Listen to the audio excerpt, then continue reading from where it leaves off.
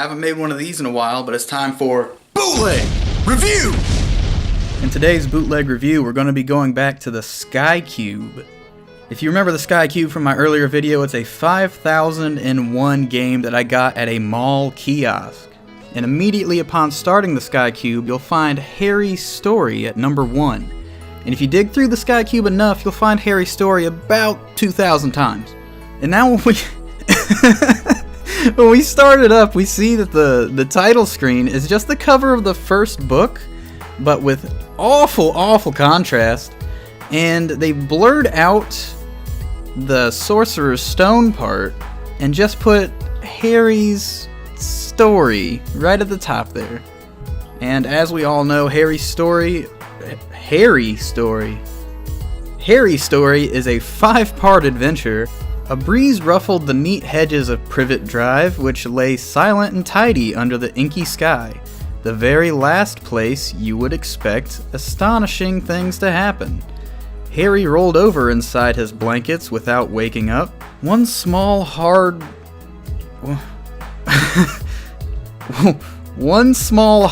closed on the letter beside him, and he slept on, not knowing he was special, not knowing he was famous, not knowing he would be woken in a few hours' time by Mrs. Dursley's scream as she opened the front door to put our the milk bottles, nor that he would spend the next few weeks being prodded and pinched by his cousin Dudley. He couldn't know that at this very moment, people meeting in secret all over the country were holding up their glasses and saying in hushed voices to Harry, the boy who lived. As we can see from that well explained narrative, that Harry's small, hard, and our milk bottles are having a hard time at the Dudleys, or Dursleys, Dudley Dursley, that's a weird name.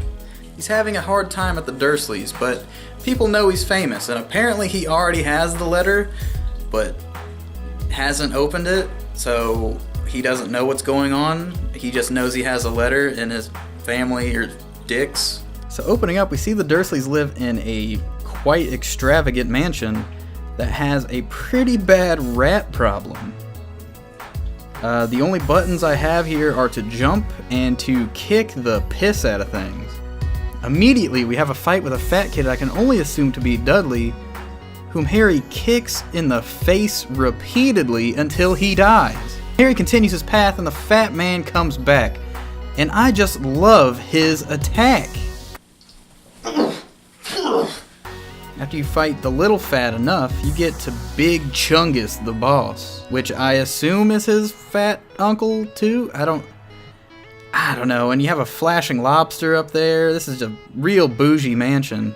Then after you fight off both Big and Little Chungus, out comes Two-Face Moonwalking Man, who I can only assume is Voldemort and Quirrell, but Harry does not know he's a magician yet, so the Dudleys just let in this guy to moonwalk around their front porch.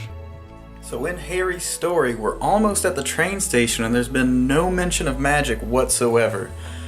But I feel like I need some magic here right now. And I think I left my wand around here somewhere. Nope. No. Here we go. So we got our wand. What's the spell to get rid of stuff? Expect Patron. Expect Patron. That's not quite what I had in mind, but it'll help. And we got our wand just in time to go to the island, which if you remember from the movie, or the book, the Dursleys go to the island after they get bombarded with mail, so Harry knows he's a wizard at this point. So Harry just reached an island where immediately he's accosted by what looks to be Iggy Pop and a gigantic fish. And how does Harry handle this? Assius Kickus. That's right, he brutally kicks them to death! You can notice that he still hasn't used any magic, but who needs it when you can kick your life's problems away? So now that we're all magically sauced up on Patrons, we're ready to start the subway. I have literally zero clue where this section came from and why Dudley is here. Why is Dudley in the subway? And where did the subway come from with the mine carts and the green rats? Also, still no magic. It's just kicking. Still kicking snakes in the face. Then you're finally met with a old lady and then moonwalking Two-Face comes back. Top 10 battles of Harry Potter lore. So Harry kicked Voldemort to death and now we are getting on the train. Scarlet's steam engine was waiting next to a platform packed with people. A sign overhead said, Hogwarts Express, 11 o'clock. Harry looked behind him and saw a wrought iron archway where the barrier had been with the words Platform 9 3/4 on it. He had done it. Owls hooted to one another in a disgruntled sort of way over the babble and the raping. Wait. The babble and the raping? Oh, Harry, your story's getting dark. So we're on the train, still no mention of magic, still no mention of Hagrid who introduced Harry to the world of magic. We're just on this fancy train being chased by fire, and all we have done up to this point is kick to death rats, bats, Iggy Pop, fish, our fat ass cousin, and now we're just running from fire. And when you get to the end of the level, surprise surprise, moonwalking Voldemort in a lab coat. He comes back for you, and you beat him the same exact way, just kicking him right in the face until he dies. And after those trials and tribulations, we finally get to school. This is the last stage, and I honestly had no idea what was going on here.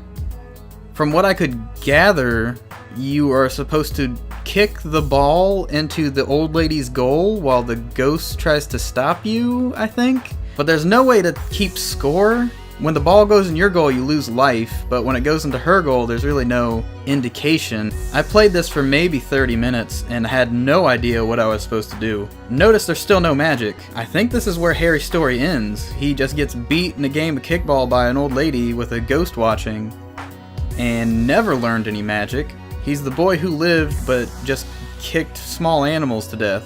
And that will be a wrap to Harry's story.